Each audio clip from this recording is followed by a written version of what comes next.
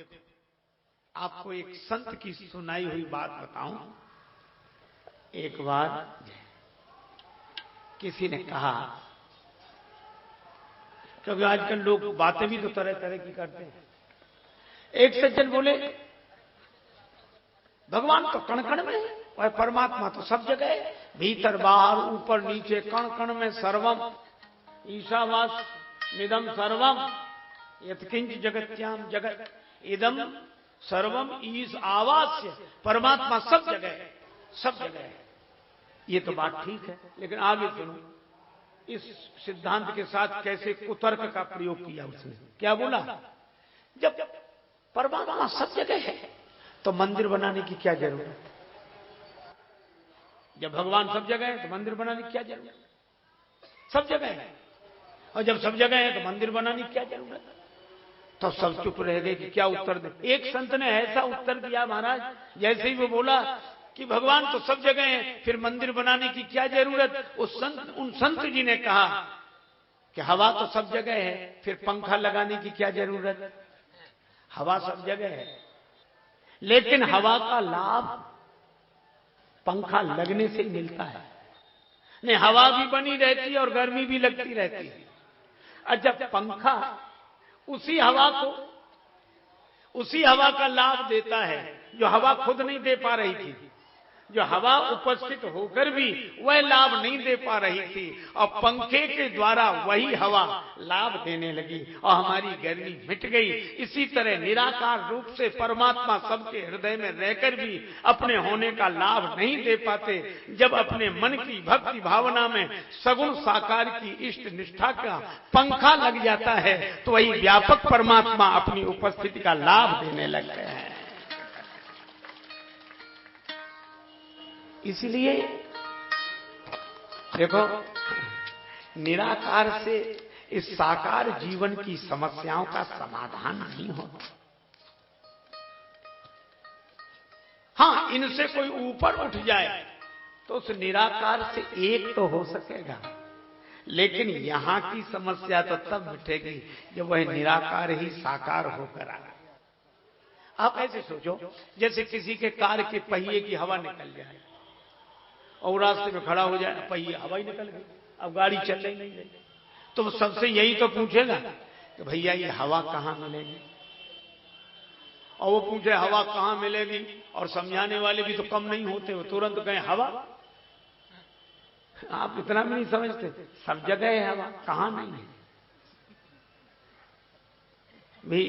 हवा तुम्हारे चारों तरफ, ऊपर नीचे आगे पीछे, और तुम खुद हवा में ही खड़े हो, और जिसके बीच में तुम खड़े हो, जो सब जगह है, उसी को ढूंढ रहे हो। अच्छा, अब उत्तर देने वाला गलत तो नहीं कह रहा, लेकिन आप ये सोचो, आपको पता लग जाए कि हवा सब जगह है और हम हवा में ही खड़े हैं, तो हवा के इस ज्ञान से क्या आपकी गाड़ी चल जाएगी? तो जैसे हवा के केवल ज्ञान से गाड़ी नहीं चलती, इसी तरह जीवन की गाड़ी भी परमात्मा के व्यापकता के ज्ञान से नहीं चलती। लेकिन चलेगी कब? जब कोई बता दे कि आगे चले जाओ, दुकान है।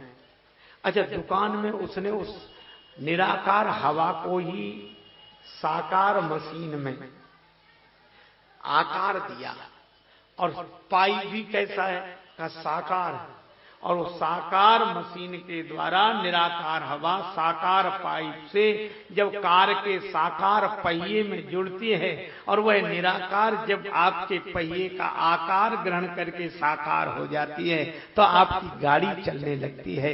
इसी तरह वह निराकार परमात्मा जब आपकी भक्ति भावना का आकार ग्रहण करके साकार हो जाता है तो हमारे जीवन की गाड़ी चलने लगती है। यह जीवन का सत्य है। इसीलिए आपने दो शब्द सुने होंगे, एक शब्द है ज्ञान और एक शब्द है विज्ञान। जान लेना ज्ञान है और पा लेना विज्ञान है। जैसे पानी में बिजली है, ये जान लेना ज्ञान है, और पानी में से बिजली को पैदा कर लेना विज्ञान है। तो हमारे यहां भक्ति भी विज्ञान है। कण कण में परमात्मा ये जान लेना ज्ञान है और उसको कहीं से प्रकट कर लेना विज्ञान है। अगर वैज्ञानिकों ने जल से बिजली पैदा कर ली तो हमारे यहाँ एक भक्त हुए गजराज, ग्राह ने पांव पकड़ा, उन्होंने भगवान को पुकारा तो उनमें जल में से परमात्मा प्रकट हो गए। तो जान लेना ज्ञान है और प्रकट कर लेना विज्ञान है। इसीलिए हरि व्यापक सर्वत्र समाना ये ज्ञान है और विज्ञान प्रेम से प्रकट हो ही मैं जाना। तो भक्ति देखो, परमात्मा को जान लेने का नाम ज्ञान है और परमात्मा को प्राप्त कर लेने का नाम विज्ञान है, भक्ति विज्ञान। इसीलिए विभीषण जी ने बहुत सही बात कही, तो वही निराकार हृदय में रहे। पर समाधान तब होता है जब लगी उर न बसत रघुनाथा, बसई रघुनाथा पर कैसे धरे चाप सायक कटि भाता। इसीलिए तो हनुमान जी के हृदय में काम क्रोध लोभ मोह मद मत्सर नहीं है। क्यों? क्योंकि जास हृदय आगार बसई राम सर चाप धर, धनुष्वाण धारण करके। और धनुष्वाण धारण करके क्यों? क्योंकि राजीव नयन धरे धनुषायक, तो भगत विपत्ति भंजन सुखदायक। और विपत्ति क्या, मैं कही कहूं विपत्ति अति भारी, श्री रघुवीर दीन हितकारी। मम हृदय भवन प्रभु तोरा, तहां आई बसे बहु चोरा। आप विनती करें तो समुद्र अपनी जरूर सुनेंगे महाराज, आपकी प्रार्थना सुनेंगे और समुद्र मार्ग देंगे। जैसे ही भगवान ने विभीषण जी का यह मंत्र माना, ठीक है विनती करते हैं। अब देखा लक्ष्मण जी की तरफ, लक्ष्मण तुम्हारा क्या विचार है?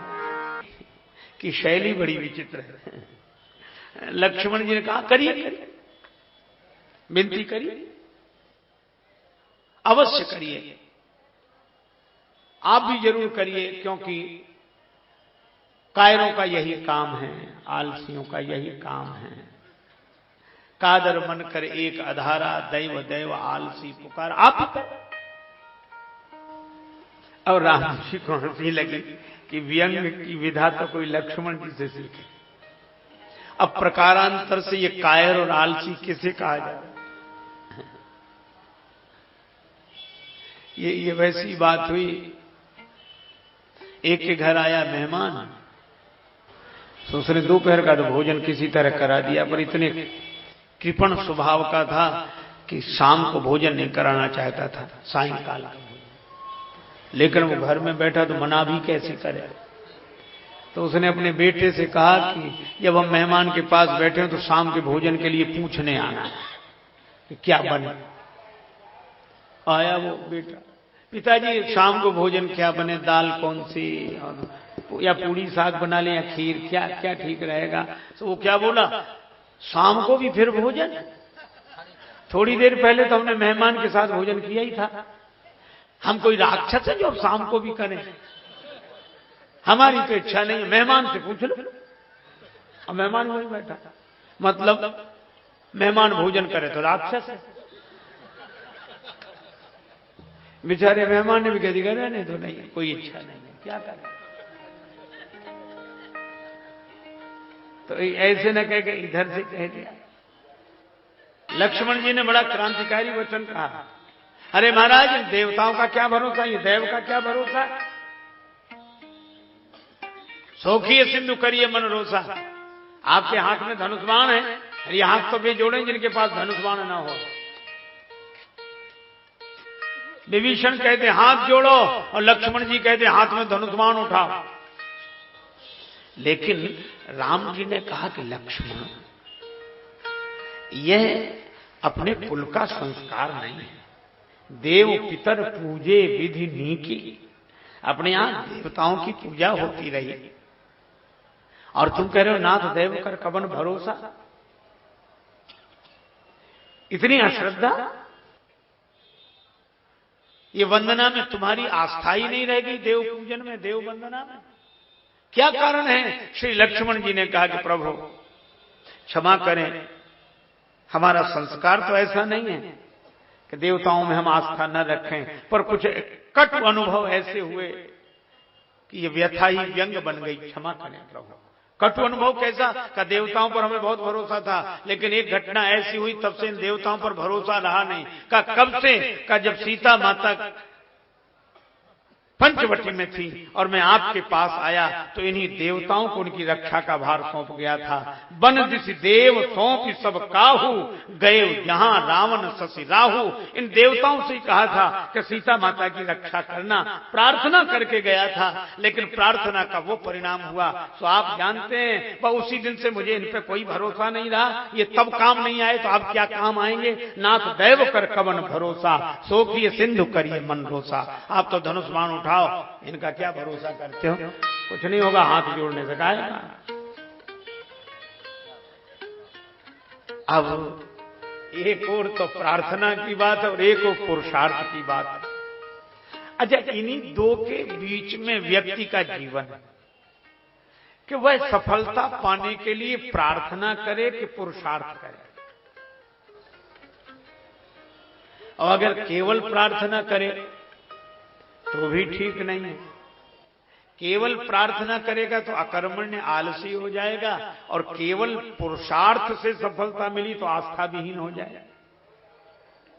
लेकिन भगवान ने सोचा ये दो विचारधाराएं हैं और दोनों एक एक पक्ष की बात कर रहे हैं, पर श्री राम एक। अब और राम जी की नीति देखो कितनी बढ़िया।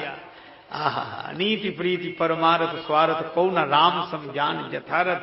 अब मुश्किल एक हुई कि एक और विभीषण जी और एक और लक्ष्मण, तो समर्थन किसकी बात का कर? अब राम जी खुलकर नहीं बोलते कि नहीं विभीषण की बात ठीक है, लक्ष्मण तुम शांत रहो। और यही भी नहीं कहते कि नहीं लक्ष्मण, विभीषण जी जो कह रहे हैं तो कहें, लेकिन बात तुम्हारी ठीक है ना। राम जी नीति का प्रयोग करते हैं। एक सज्जन बड़ा सुंदर अर्थ कर रहे थे। लक्ष्मण जी ने कहा कि प्रभु कैसे करोगे? तो भगवान ने लक्ष्मण जी की ओर देखा और धनुष बाण की मुद्रा दिखाते हुए बोले तो बस ऐसे ही करो धर्म, ऐसे ही करो। फिर विभीषण जी की ओर, विभीषण जी ने कहा प्रभु क्या निर्णय हुआ? तो भगवान विभीषण जी की ओर देखकर हाथ जोड़ के बोले बस ऐसे ही करो धरो मन ढीला, ऐसे ही करेंगे। अब ऐसे ही करो का अर्थ हम लोगों को संदेश क्या मिला कि ऐसे ही करो नहीं, ऐसे भी करो और ऐसे भी करो। इसका अर्थ है प्रार्थना भी करो और पुरुषार्थ भी करो। यही जीवन की सफलता का सूत्र है। केवल पुरुषार्थ नहीं, केवल प्रार्थना नहीं, प्रार्थना भी करो पुरुषार्थ भी करो। सूर्य किनारे विराजमान हैं, समुद्र से विनती कर रहे हैं और उसी समय रावण ने दूत भेजे। शुक्र पाछे रावण दूत पठाए। हमारा एक ही है। अब बंदरों ने कही ये कौन है? इस तरह की भाषा हम लोगों में तो बोली नहीं जाती। पकड़ लिया और जैसे ही पकड़ लिया तो बंदरों ने कहा कि इनको सजा मिलनी चाहिए। तो क्या करने लगे? श्रवण नासिका काटे लागे, इनके नाक कान काटे। क्योंकि बंदर तो नकल करने में बड़े प्रवीण। हमने आपसे कहा ही था एक दिन की सूर्पनखा के नाक कान कटे, तब से बंदर इस तलाश में रहते हैं कि कोई राक्षस मिले नाक कान काटो। तो इनके भी नाक कान कटने लगे, तो बचें कैसे? तब इन्होंने कहा कि अरे जो हमारे नाक कान काटे उसे राम जी की सौगंध, जो हमारा हर नासा काना तेई कौशलाधीश के आना, राम जी की सौगंध। अब वो बड़ी कठिनाई हुई कि अब सौगंध माने तो नाक कान कैसे काटे और नाक कान न काटे तो इन्हें सजा कैसे मिले। सुग्रीव जी के पास आए। सुग्रीव जी ने कहा कि ऐसे में मौका अच्छा है। क्या? राम जी तो गए प्रार्थना करने, वो तो इन्हें क्षमा कर ही देते और सुग्रीव क्षमा के पक्ष में है नहीं। उन्होंने सोचा लक्ष्मण जी है, मौका अच्छा, इन्हें वहां ले चल, सजा जरूर मिलेगी। लक्ष्मण जी के पास ले आए और लक्ष्मण जी का आज विलक्षण व्यवहार था। दया लागी हंसी तुरंत छोड़ाए। लक्ष्मण जी हंसने लगे, अरे कहीं नहीं छोड़ो। सुग्रीव जी को लगा, हम सोचते थे कि राम जी करते हैं ऐसा व्यवहार, ये लक्ष्मण जी को क्या हुआ, ये गरम ठाकुर आज नरम कैसे हो गए। दया लाग यहां से तुरंत छोड़ दिया। सुग्रीव जी ने कहा कि इन्हें सजा नहीं मिलनी चाहिए, क्योंकि सुग्रीव जी का तर्क हमेशा यही रहता है, इन्हें सजा नहीं मिलनी चाहिए। मालूम महाराज ये रावण के दूत हैं, रावण के दूत हैं। लक्ष्मण जी ने कहा कि जब ये रावण के दूत बनकर आए थे तब क्या तुम इन्हें पकड़ पाए थे? बोले तब तो नहीं पकड़े। बोले कब पकड़े? का प्रभु गुण हृदय सराहं। जब ये राम जी की प्रशंसा करने लगे, राम जी के गुण गाने लगे, तब तुम्हें पता लगा कि ये उधर के हैं। तो जब राम जी के गुण गाने लगे तब तुम्हें पता लगा कि उधर के हैं। तो एक बात पूछें, क्या ये रावण के दूत रहे कि राम जी के? बचने वाला नहीं है, कोई नहीं बचा सकता थे। और आए थे उधर से और समाचार ले गए इधर से, लेकिन 3 दिन बीत गए।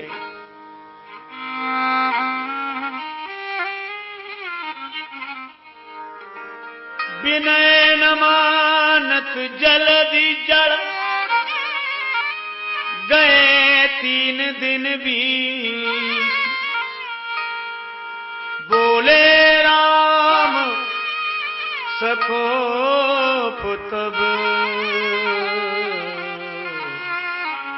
भय बिनु होए न प्रीत,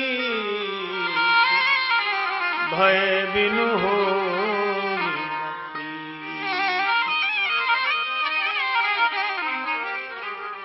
अच्छा, निर्णय कितना बढ़िया किया भगवान ने। सप्ताह में दिन कितने? 7। अगर विचार करें तो भगवान ने ये निर्णय बदला चौथे दिन। 3 दिन इधर कर दो, 3 दिन उधर कर दो, दिन बीच का। तो विभीषण जी ने कहा कि प्रार्थना करो, और लक्ष्मण जी ने कहा कि समुद्र को सुखा डालो। तो भगवान ने कहा कि हम क्या करें? भगवान ने कहा हम 3 दिन इधर के नहीं और 3 दिन उधर के नहीं, बीच में जो चौथा दिन है उस दिन हम फैसला करेंगे।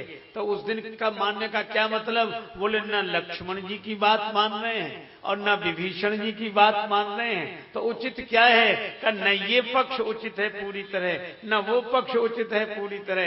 फिर का बीच का रास्ता क्या? का धनुष बाण चढ़ाओ तो जरूर, पर चलाओ नहीं, बिना चलाए ही काम बन जाए, यही ठीक है, सुखाने की जरूरत नहीं है। और लक्ष्मण जी कहते कि धनुष बाण से समुद्र को सुखा डालो, पर भगवान ने कहा कि समुद्र को सुखाने की जरूरत नहीं है, शस्त्र सुखाने के लिए नहीं, समझाने के लिए ठीक है बस। और समझाने से ही काम बन जाए तो सुखाने की जरूरत क्या है? अच्छा, इसलिए 3 दिन बाद ये फैसला किया। और विनय करिए सागर समझाई, विनय में भी 3 ही अक्षर, विनय नहीं और विनय न मानत। अच्छा, ये देखो अद्भुत, इस दोहे में 3 अक्षर के शब्द हैं। विनय न मानत कौन? का जलधि जड़ गए 3 दिन भी। बोले राम सकोप तब भय बिनु होए न प्रीत। देखो, विनम्रता हमारा भूषण है, पर कायरता हमारा दोष है। एक बार क्या हुआ, एक महात्मा जा रहे थे, सो गर्मी की ऋतु, बड़ी भयंकर गर्मी, जून का महीना, दोपहर का समय, गांव के बाहर एक बट वृक्ष था, रास्ते से थोड़ा सा हटके, तो रास्ते से जा रहे थे तो सोचा इस दोपहरी में विश्राम कर लें बट वृक्ष की छाया में। तो उधर कोई जाने लगे तो गांव के 2-4-10 लोग बैठे थे। अरे बोले बाबा बाबा उधर मत जाना, उधर मत जाना। क्यों? बोले उसके नीचे बड़ा भयंकर सांप रहता है महाराज, जो गए वो गए, लौटे ही नहीं, तुरंत खा जाता है, बहुत भयंकर सांप, कोई नहीं जाता महाराज उसके नीचे, आप मत जाओ। पर साधु ही ठहरे महात्मा, बोले सबसे मिलते हैं, उससे भी मिलेंगे, जा रहे हैं, रुकेंगे कहीं। अरे बोले महाराज वो बहुत क्रोधी है, काट लेता है। महात्मा बोले उसे भी समझाएंगे। साधु समझाने पे आ जाए तो उन्हें कौन समझाए? गए और जैसे ही संत उधर गए तो सांप धोखा फड़फड़ा के उसकी दुकान, बड़ा भयंकर सांप था। तो संत भी भगवान का नाम लेते हुए जा रहे, सांप को देखकर भी आज पड़े, अरे बोले रहने दे, रुक जा। तो सांप फनफुला के खड़ा हो गया। संत ने कहा कि वैसे ही तो किस पाप से इस योनि में पड़ा है, काहे को ये दूसरों का जीवन नष्ट करता है, पाप लेता है, शांत रहे, जरा समझ जा। और संत ने समझाया। और कहानी कहती है कि सांप समझ गया। क्यों समझ गया? सांप समझ गया क्योंकि वो आदमी नहीं था। समझना तो मुश्किल आदमी का है, सांप भी समझ जाते हैं, समझ गया। और कहानी बड़ी अच्छी है कि सांप जो है वो शिष्य हो गया। गुरुजी ने कहा कि देख अब तू भक्त हो गया, वैष्णव हो गया, अब अहिंसा का ध्यान रख, ऐसे किसी को नहीं, अब बोल सरलता से, बहुत शांति से रहो, बहुत शांति से, बहुत शांति से। ठीक है महाराज। सांप ने मानो मंत्र ले लिया गुरुजी का, बड़ा सरल सीधा हो गया। अब गुरुजी ने सबसे कहा कि अब डर की कोई बात नहीं, आराम से जाओ। अब वो किसी से नहीं बोलेगा, दीक्षा ले ली, वो बड़ा सरल हो गया, सत्संग मिल गया। गुरुजी तो चले गए। अब लोग गए, सांप कुछ नहीं बोले, वो तो गुरु मंत्र ले लिया था। अब लड़के आए, सो लड़कों ने दूर से देखा तो सांप कुछ नहीं बोला, तो एक ने पत्थर मारा ऐसे फेंक के।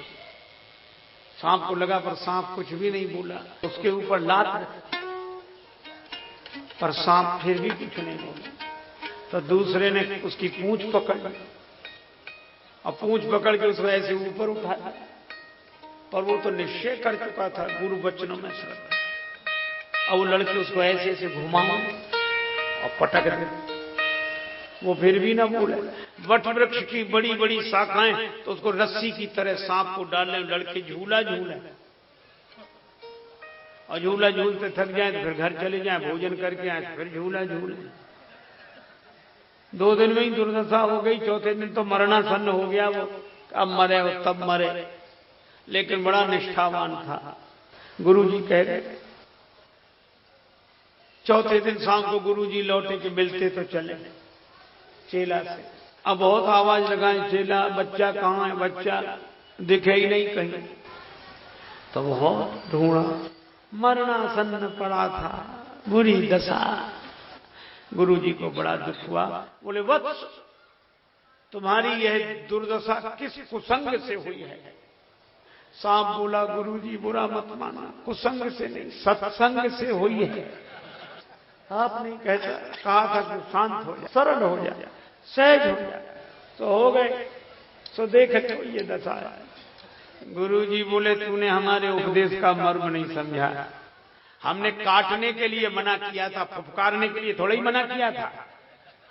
काटोगे तो दूसरे को हानि पहुंचाओगे, और फुफकारना भी छोड़ दोगे तो अपनी भी रक्षा नहीं कर पाओगे। इसलिए दूसरे को मिटाना पाप है, अपने को बचाना पाप नहीं है, अपनी रक्षा करो। तो बोले गुरुजी आज्ञा है? बोले पूरी आज्ञा है। अब आए लड़का झूला झूलने, और गुरु आज्ञा मिल चुकी थी। जो सांप ने फुफकार दी तो जो वहां खड़े थे वहां से भागे। बोले फिर बदल गया, वो तो फिर बदल गया। तो ये कहानी क्या कहती है? हमारे यहां विनम्रता गुण है, लेकिन यह थोड़ा ही अच्छा जैसा जिसका इलाज हो वैसे ही हो जाए तो ठीक रहता है। विप्र रूप आयो तजिमाना, भगवान ने जैसे ही धनुष पर बाण चढ़ाया, उठी उदधि उर अंतर ज्वाला।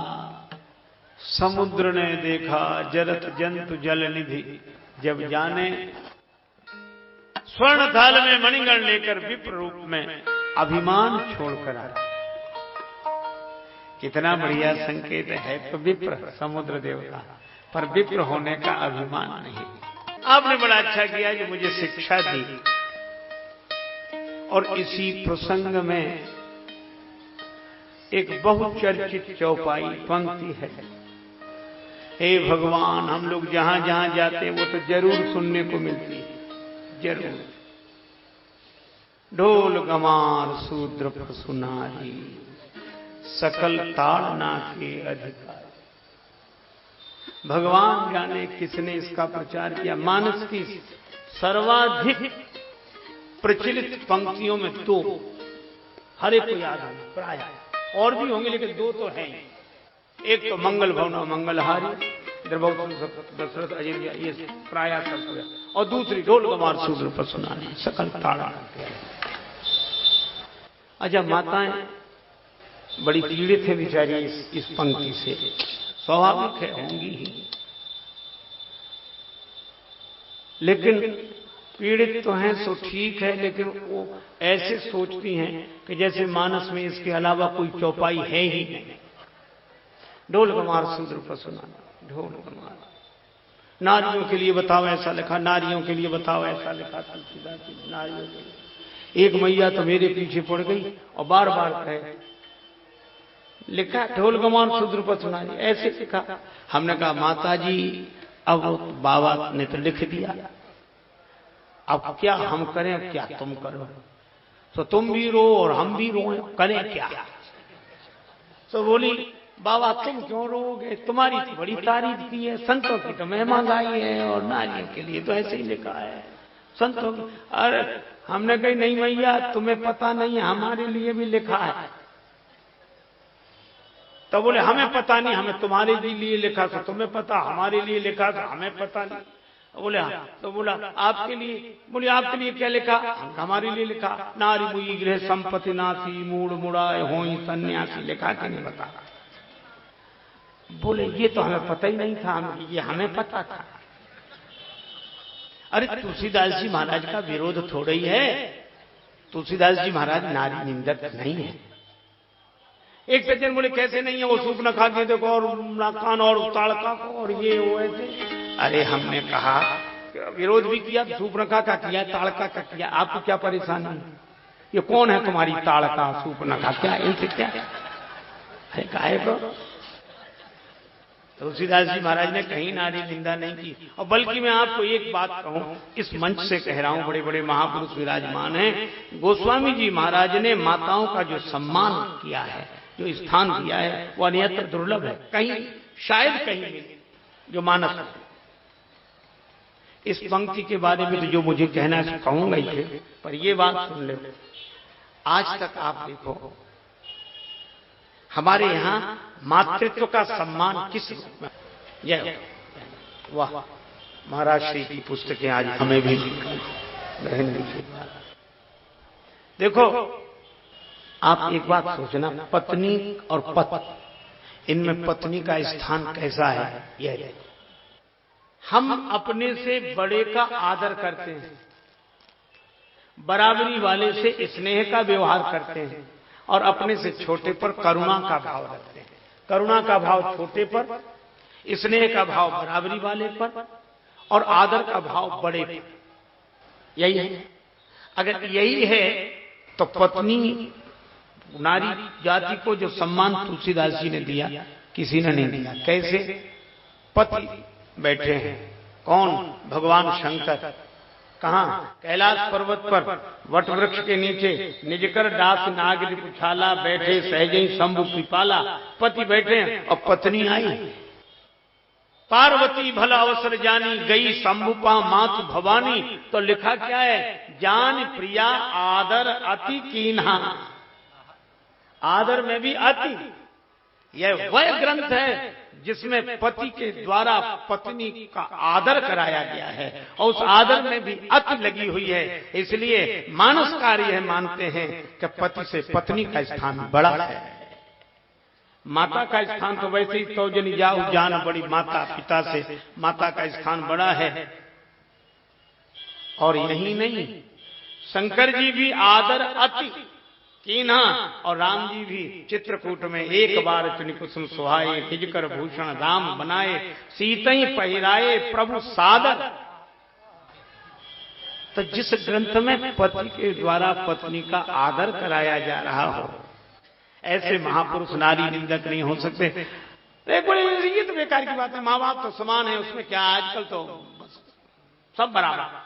अरे हमको जाने दो, माँ बाप में फर्क है। बोले कैसे फर्क है? हमने कहा जब हम लोग बोलते हैं माँ तो मुंह खुल जाता है, और जब बोलते हैं बाप तो बंद हो जाता है। यही फर्क है, जिसके आगे बालक का मुंह खुल जाए वह माँ है, और जिसे देखते ही बालक का मुंह बंद हो जाए सो बाप है।